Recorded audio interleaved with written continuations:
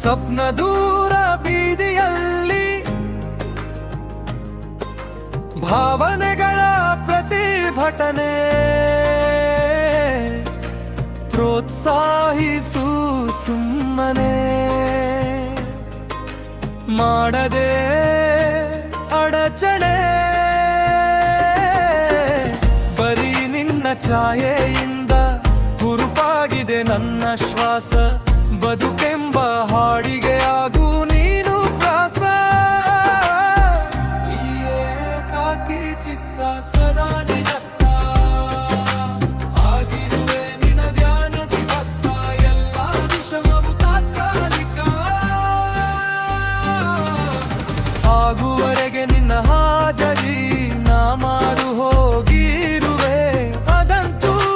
ಗಾತರಿ ಹಿಂದೆಂದೂ ಕಾಣದ ಕೇಳದ